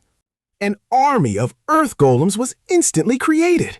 Even though they looked super frail, the king kept multiplying them, ordering them to dig blindly and endlessly for years on end. After finding that first black stone, the undead king realized his mission was on a way more terrifying scale than he ever imagined, leaving him to just watch his silent workers keep digging. To speed things up as the cliff walls got harder the deeper they went, he used his magic again to resurrect piles of ancient bones into much stronger skeleton warriors to help with the mining. Decades passed until a giant earth monster finally showed up, pushing the excavation way beyond normal limits through incredibly long underground cave tunnels. After suffering for so long, the army finally found the second black stone. They immediately let out a silent cheer, raising their weapons to celebrate the success that fired them up to finish the job. But honestly, that celebration was wiped out in a flash when Hakuren's white dragon meteor attack flattened a century of the undead king's ambitions in a single second, leaving behind a massive crater that ended their entire struggle. The flashback fades as we snap back to the present, where the trauma of that destruction is completely gone, thanks to Urza's amnesia. Now, she is just happily being pampered by the super-friendly village maids. Thankfully, any lingering grudges melt away instantly when Urza goes back to happily chatting with the maids, leaving Hakuren totally speechless as she stares at her former arch-nemesis. Once they all agree to take care of Urza, the Dragon Lady mentions that the name actually belongs to a legendary warrior queen from ancient times, Queen Urbraza, who was super famous for her gorgeous jewel-like hair. Seeing her act so spoiled and not at all like a queen, Hiraku just ignores that history lesson and instead tells the maids to give Urza a bath right away so they can scrub all that dirt off her. Eventually, the two guys just end up chilling in the men's bath, soaking in the warm water and celebrating the fact that the village's peace has finally been fully restored. While chatting about the dungeon's tunnel structure, the progenitor suddenly gets super serious and warns Hiraku about a hidden threat. This makes Hiraku realize that this crisis is not completely over just yet. Thinking about the safety of the giants, they share a cautious look and start brainstorming a plan to seal off that dangerous area. Once they reach an agreement, Hiraku breathes a brief sigh of relief before gearing up for the next step. Meanwhile, over in the lush green women's bath, Urza completely freezes in shock the moment water is poured on her. Even though she struggles a bit, the village maids keep their friendly smiles while patiently scrubbing away all the grime. Blowing bubbles in the water, Urza looks like she is pouting and sulking. Seeing her act so cute, the maids cannot help but laugh as the earlier tension totally melts into a relaxing vibe. But Urza's boredom doesn't last long because Lu and Hakuren finally join them in the bath. Her frustrated expression instantly vanishes, replaced by pure excitement the moment she sees her friends walk in, bringing a fresh wave of cheerful energy. As soon as they step into the water, Urza playfully sticks her tongue out at them. The bath time quickly turns into absolute chaos as the three of them start running around excitedly, splashing water everywhere. A little while later, the maids managed to catch Urza just as the guys chuckled at the sound of their cheerful voices. At the same time, Kirbit is seen stretching her beautiful wings since her recovery period is officially over. Standing tall on the wooden terrace, Kirbit keeps bragging about her status as a big deal in the Garlet Kingdom. She smiles so proudly, even though she ends up getting completely roasted by the villagers right after. After getting hit with those embarrassing facts, the relaxed mood suddenly turns grim as they head back to the cave area. Hiraku immediately focuses on inspecting the massive black stone that is giving off a seriously creepy aura. Right as he examines the stone's surface, Hiraku notices lines of purple energy crawling out of it. He immediately backs away to avoid the dangerous vibe that is starting to swallow the entire cave. But what is super confusing is that Lu cannot see those creeping purple tendrils at all. Hiraku gets even more on edge, realizing this mystical threat can only be picked up by his senses. Unfortunately, the physical attacks from earlier just made the purple mist thicken drastically around them. The progenitor watches with deep concern, realizing that brutally smashing the stone is definitely not the solution here. Stuck in a dead end that freezes him in his tracks, Hiraku suddenly pulls out his almighty farming tool, which starts to glow. He decides to use its magical touch to carve the deadly stone instead of trying to destroy it. Unexpectedly, the stone transforms into a sacred statue that makes the progenitor throw his arms wide open and bow down in pure reverence. The guy looks incredibly emotional, feeling like he is witnessing the presence of a real god. Hiraku then brings an army of gargoyles to life just to guard the holy relic. Now that these eternal sentinels are on standby, watching over the area, the progenitor does not have to worry about its safety anymore. Feeling incredibly hyped, the progenitor immediately asks Hiraku to help him track down the remaining 6 stones. They join forces and set their resolve to kick off a massive expedition to secure every last one of those boulders. Wasting absolutely no time, the guy opens up a mysterious golden portal while flashing a huge, excited grin. The group quickly steps into the void to teleport straight to their new location. Watching that lightning-fast departure, Hiraku is left standing there with his jaw dropped, staring at the completely empty sky. The remaining teammates try to calm things down while explaining what each group's role is in this crazy mission. Hiraku starts putting together a solid strategy for the long journey ahead. He knows this massive excavation operation is going to be super exhausting, but they have to get it done for the sake of their village's peace. Right after finalizing the plan, Hiraku spots Lasti looking super gloomy as she stares at the scorched forest. He quickly walks over to comfort the dragon girl, who was clearly feeling completely guilty about it. Hiraku tries to give her a positive perspective with a comforting smile, which surprises Lasti but also makes her feel so relieved. The mental weight lifts right off her shoulders, and she is finally able to smile cheerfully again. A bit later, Hiraku catches up with Hakuren, who is happily chilling out. He sits down to chat and starts pouring out all the heavy thoughts he has been keeping to himself this whole time. Hakuren's laid-back advice leaves Hiraku both surprised and relieved. In an instant, the heavy burden on his shoulders as the village chief feels like it has just completely vanished into thin air. He is so happy that he genuinely praises Hakuren, which actually makes the dragon girl blush. The vibe between the two of them suddenly becomes incredibly warm and filled with pure happiness. Hiraku's mind then drifts to the moment the progenitor kicked off the underground expedition. They finally found the location of the second stone, only to realize their path was totally blocked by a massive wall. The angels immediately unleash a barrage of magic explosions to blast through the rock. But their jaws hit the floor when they realize the road ahead is still ridiculously long. Looking at the distribution map of the stones they need to dig up, the workers instantly feel their energy drain. They start complaining about how exhausted they are, just imagining how grueling this task from their boss is going to be. The second the drilling operation starts, nature throws a massive obstacle their way in the form of a super intense underground water geyser, making the situation inside that cramped hole even more chaotic.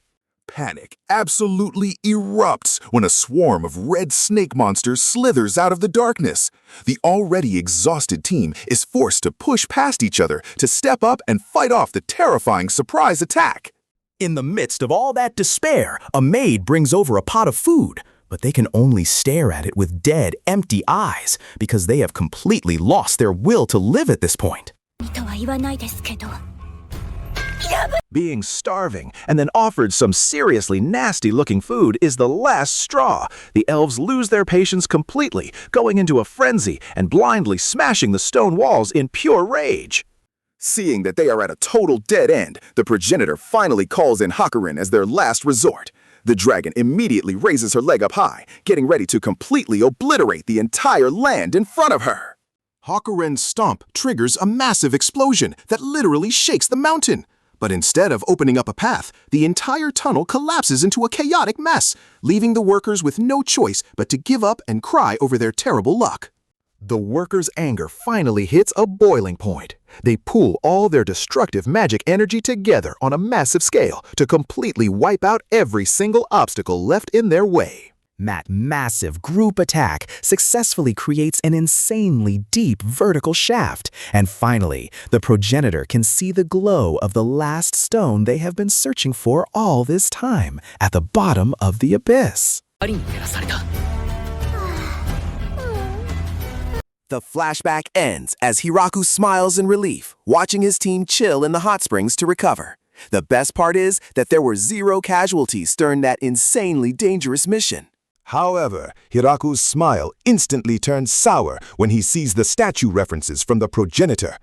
It turns out all of this crazy hard work was just to satisfy that old grandpa's completely ridiculous hobby obsession. Meanwhile, deep underground, the sealed archfiend was busy gathering dark energy through a blazing core, totally ready to unleash all that ancient revenge he had been holding onto in the pitch-black darkness for ages. But knowing Hiraku, he completely ignored any bad vibes and instead threw a massive, lively party in the village hall. The elves were having the time of their lives, laughing and stuffing themselves with literal mountains of delicious food. The vibe got even warmer when everyone raised their glasses for a toast together. Even Lou was happily sipping her drink, while Hiraku, with that classic awkward look on his face, just kept thanking all the villagers for their hard work. Because of all that positive energy, the wooden god statue Hiraku carved suddenly started glowing super bright. Its holy power automatically wiped out every single ounce of evil energy that was trying to creep into their territory. But the craziest part was when the mayor suddenly crashed the party, looking insanely relieved. He came to announce that all their enemies had just randomly surrendered without putting up a single fight. On the flip side, that holy aura also completely changed the usually terrifying demon general into a total romantic. He actually worked up the nerve to give flowers to Ronana, and Hiraku could not help but smile happily, watching the whole sweet scene unfold. The weirdest thing, though, was Randon's reaction. Seeing this sudden peace actually scared him half to death. He was so on edge that he freaked out over accidentally spilling a single drop of wine on his shirt right in the middle of this super cheerful party. Right after that hilarious mess, the progenitor arrived and squinted in confusion as he looked around the hall. His eyes eventually locked onto one specific chair that really stood out to him. Sitting right there was a tiny black kitten, fast asleep. Hiraku casually mentioned that he just picked the little guy up off the street because it was acting so incredibly tame when they first met. The progenitor's mind instantly flashed back to the past, realizing that this kitten was actually the legendary Archfiend. Back in the day, it was a terrifying, horned shadow demon plotting a ruthless comeback through a crack in its seal.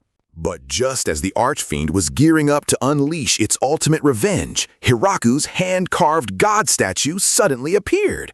It blasted out a holy aura so intensely powerful that the demon's glowing purple eyes had to squint from the blinding light. As a result, that massive pillar of holy light pierced right through the Demon King, completely shredding its dark energy. It drained away all of its cosmic power, leaving the beast thrashing in agony in the middle of a brightly lit forest. The progenitor snapped out of his daze, realizing that the once mighty Demon King had totally given up and accepted its new life as a regular cat. It had literally surrendered its fate to Hiraku, who was just staring down at the furball with a super confused look on his face. Meanwhile, way up in heaven, the gods were watching the whole thing go down through a mystic orb. They could not hold back their satisfied, yet totally bewildered smiles as they watched their eternal enemy end up as a literal house pet. Even though everyone constantly mistakes Hiraku for some genius hero with a master plan, our innocent guy is still completely clueless. He has no idea that his simple, pure desire to farm just accidentally brought instant peace to the entire land without a single hitch. The golden god literally screamed with pride, staring hopefully at the mystic screen, while the fairy goddess just smiled in pure relief. Hiraku's ridiculous antics had somehow managed to save their divine positions up in heaven. Back in the village, the hyperactive Urza started whining and tugging at a maid's clothes because she wanted to play. But Hakuren just pouted and flat out rejected the idea, leading to a hilarious pride-fueled roasting session between her and the kid. Urza eventually went looking for other ways to entertain herself, and her eyes went wide with absolute awe when Lasty showed off her horns. A moment later, thick smoke puffed out, and Lasty transformed right in front of her into a massive, majestic green dragon. Hiraku could only let out an anxious sigh when he saw the teacher happily taking a nap to dodge her teaching duties, especially right after having that pretty intense argument with little Urza earlier. Left to her own devices, Urza sneaked behind some bushes to do her own little experiments. She focused hard on shaping some clay and stuck a glowing magic pour inside, actually managing to make the doll stand upright, even if it was just for a few seconds. Sadly, the doll completely fell apart again, despite Hiraku trying to give her all sorts of advice. Urza could only pout in frustration as she watched her clay creation fail over and over to handle the massive energy surges. Hakuren, who had been secretly peeking the whole time, finally swallowed her pride.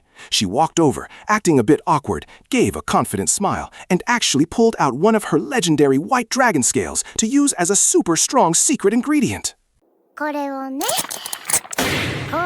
Thanks to that legendary scale powder, Urza's doll suddenly sprang to life without a single crack. It started walking around nimbly on the palm of her hand, completely free of those explosive magic glitches from her previous attempts.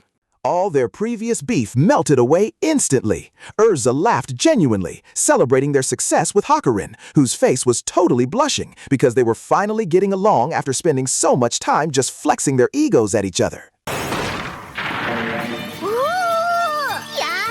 Tia was absolutely shell-shocked. Her jaw practically hit the floor when Hiraku, looking completely innocent, casually leaked the insane recipe for this doll. I mean, we are talking about a toy that could obliterate a giant wooden log with just one single punch. Tia frantically tried to explain just how insanely rare a dragon scale relic is out in the real world, but Hiraku just brushed it off.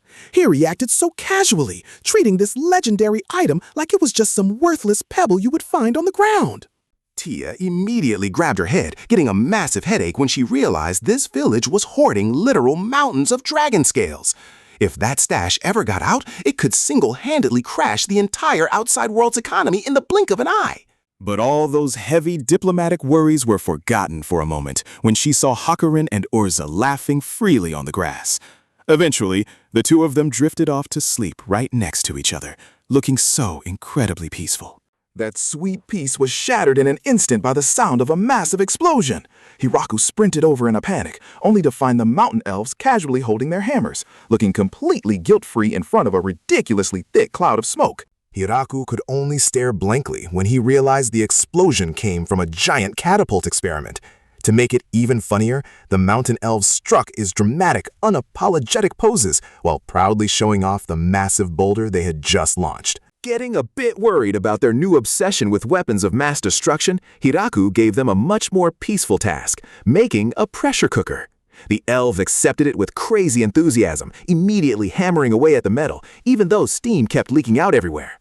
But of course, their first prototype was a total flop when the lid blew right off.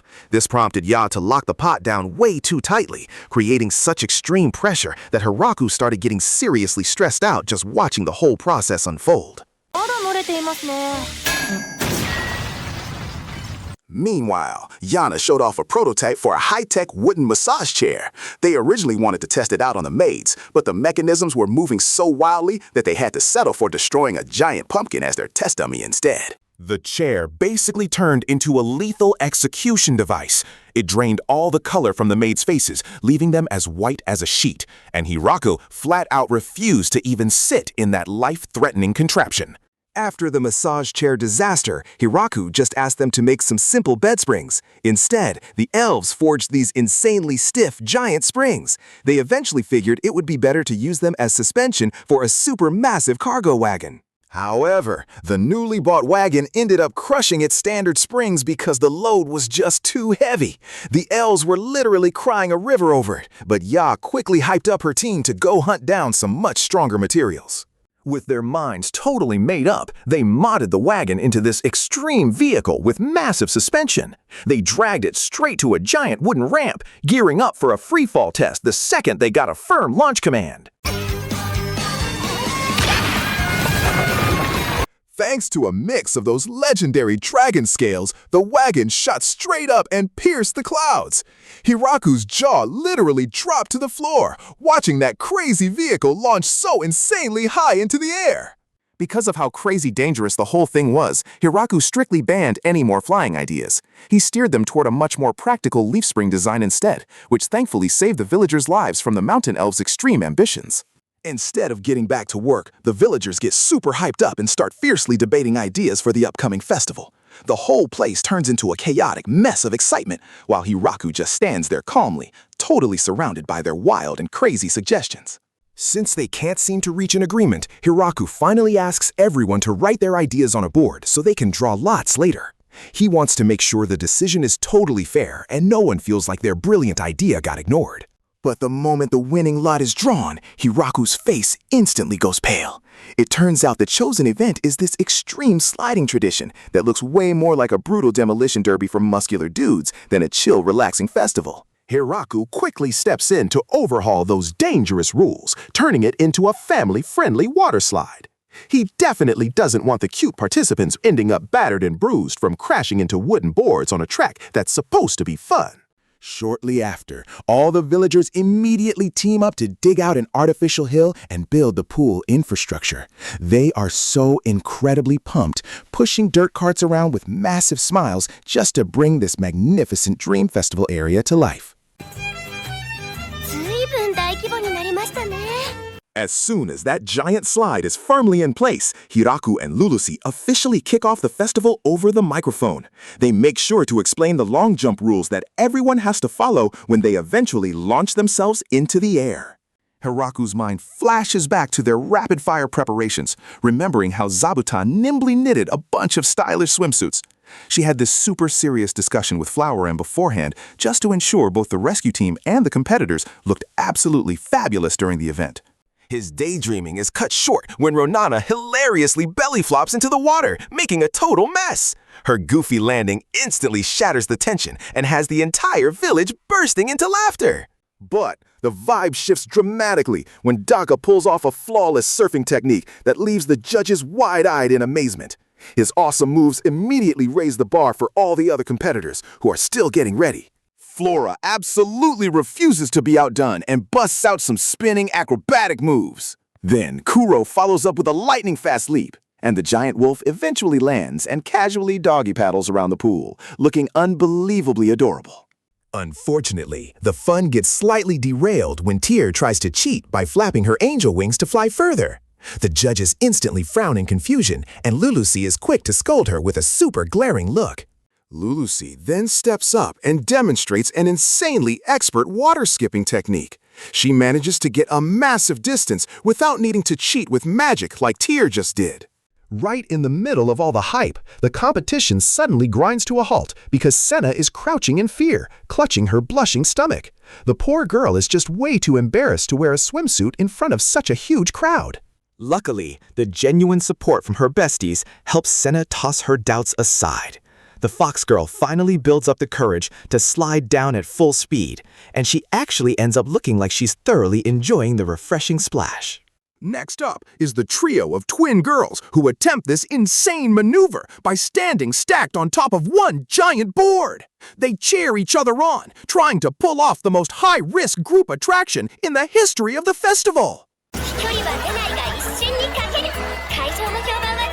Rishashi drags her giant floaty up with a super pale face. Her absolute terror of water makes Hiraku feel incredibly bad for her, but at the same time, he kind of wants to laugh at how stiff and awkward the water-phobic girl is acting. Even though Hiraku offers to let her back out, Rashashi's sheer determination to conquer her fear puts the elf squad on high alert. They literally get goosebumps and dive in instantly the second they see her start sliding down. After Rashashi's drama wraps up, Flo steps up with a totally defiant look in her eyes and starts chanting a storm spell in the palm of her hand. It's like she doesn't even care that using a cheat trick would ruin the fairness of the game. Flo recklessly hovers using wind magic without even touching the water, but the judges hit her with an absolute disqualification. The girl can only stand at the edge of the pool, grumbling and complaining because she just can't accept the ruling. Ignoring Flo's protests, Lasty shoots vertically into the sky using her dragon powers. She creates this unbelievably extreme closing act that leaves everyone around the pool completely speechless at her true strength. Finally, Lasty crashes into the water, creating a massive explosion like a bomb that triggers a mini tsunami. It perfectly wraps up the whole sliding festival with roaring laughter and massive satisfaction from every single villager. Right after that mini tsunami settles down, Zabuton suddenly appears in the arena as a secret participant. Daga's jaw literally drops when he points at the giant spider, who is all set to take her turn. The village's beloved spider slides down at breakneck speed using all 8 of her legs, pulls off an extreme mid-air spin, and then smashes into the pool, creating a giant water explosion that soaks every single spectator. Because her style is just that spectacular, Zabuton is instantly crowned first place on the podium, breaking a brand new record. The rest of the villagers can only stare in awe at the scoreboard, displaying her absolute victory. But once the festival hype dies down, the village returns to its peaceful vibe. Hiraku is now happily carving some wood, while occasionally glancing up at the umbrella spiders hanging from his ceiling. Out of nowhere, baby Alfred suddenly stands up perfectly straight all by himself. Seeing that makes Anne's smile stretch super wide, and she rushes into the room to celebrate this incredibly precious milestone for her firstborn son. Hiraku's mind drifts back to the past when Alfred was first born into the world with his tiny little body. It sparks a really touching moment for the mayor, who can hardly believe his son has grown up so fast. That sweet daydream is broken when the whole house gets into a heated debate, trying to guess what little Alfred's first word is going to be. Even Hiraku and Urza are seen thinking super hard to figure it out. Because the competition is getting way too loud, Anne finally steps in and picks Alfred up, using her gentle voice to calm things down. She totally ignores Urza, who keeps trying to push her way closer just so her name can be the baby's first word. Because of an unexpected babble, Anne immediately bursts into happy tears and hugs Alfred tightly. She is just so incredibly moved that her name ended up being the very first word the baby cheerfully repeats over and over again. The jealous parents immediately demand a second word, but Alfred just yells out for Zabu while waving his little hands toward the dining table with the most innocent, guilt-free expression ever. Feeling super appreciated, Zabuton quickly brings out a custom-knitted outfit as a gift for Alfred. It's such a ridiculously stylish little piece of clothing that all the maid girls in the village immediately swarm around them, dying from the cuteness. Alfred's popularity absolutely skyrockets until the villagers are literally lining up just to see him. Meanwhile, Hiraku strikes a proud pose, happy to see that the peace in his village remains intact, even as they start getting busy with their daily chores again. On the flip side, Fushu finally arrives at the village gates, bringing a massive group just like she promised. Her timing is perfect, right as the construction of the new wooden houses wraps up and they are completely ready to be moved into. As a result, Hiraku literally jumps for joy, seeing the gender balance chart finally starting to make sense. The arrival of these young men is the ultimate real-world solution to fix the population gap that has been heavily dominated by females for so long. Even though the newcomers are shaking in their boots because of the forest's terrifying reputation, Hiraku's genuine kindness manages to calm their anxiety until Jack and his friends can finally breathe a sigh of relief. Right then, Fushu decides it's time to head back and politely declines Hiraku's offer to stay the night. She really needs to get back to her duties and handle the massive pile of city administration work waiting for her. The moment she steps away from the forest, Fushu lets out a long breath, her shoulders feeling so much lighter. She is just so relieved that her mission to find a new home for this group of neglected youths is finally a success. Fushu's mind flashes back to when she had to pull an all-nighter drafting legal recruitment documents.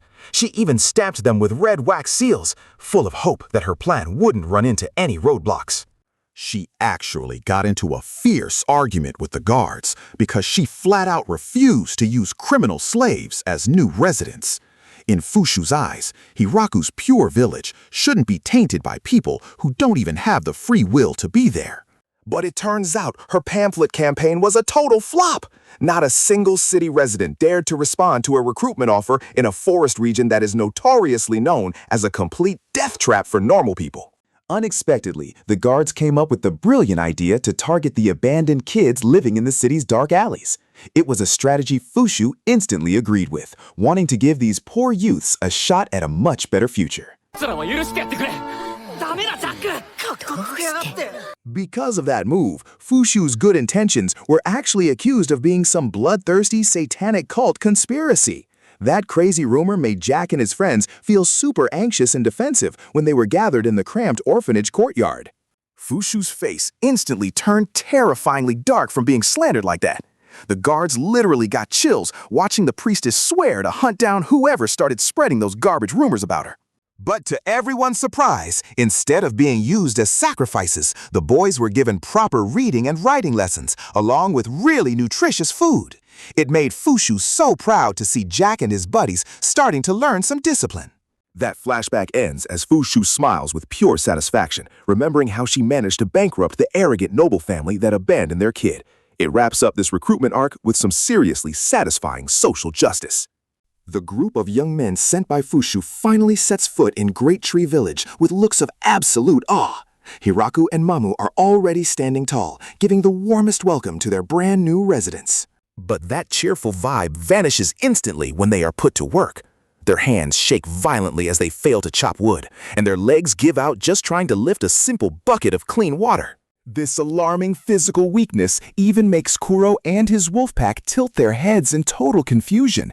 It's like they can't believe there are humans who don't even possess the most basic survival instincts to live in the forest. Seeing this, Hiraku immediately shifts them over to the administration department to handle village paperwork. He realizes these newcomers are just way too physically weak to handle any heavy lifting right now. Once their basic needs are met, their creative talents really start to shine through, things like knitting and painting. One woman even shockingly manages to awaken a blue magical power that had been buried deep inside her for ages. Totally amazed by that magical potential, Hiraku challenges the girl to cast a spell near the giant tree. To everyone's surprise, it actually summons a living wooden stump right out from behind the ancient roots. This tiny figure introduces herself as a new Daphne and starts scurrying nimbly across the ground.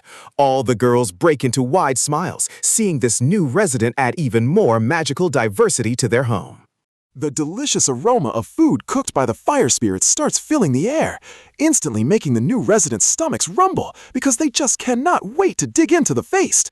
But amidst the joy, the mood gets a little chilly when the women start whispering anxiously about the rumors of high elf cruelty. It makes them turn their heads in fear every single time they spot the beautiful elves in the room.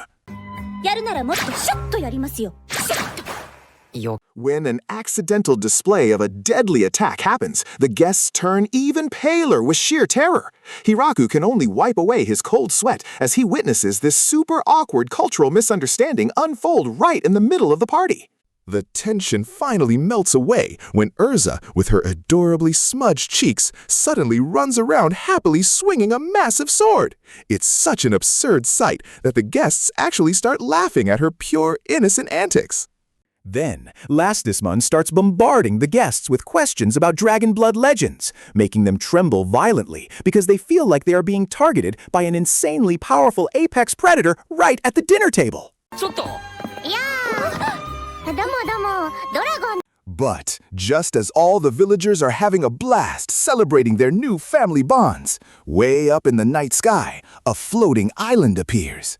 On it, a mysterious woman with a wicked smirk is already plotting a brand new threat.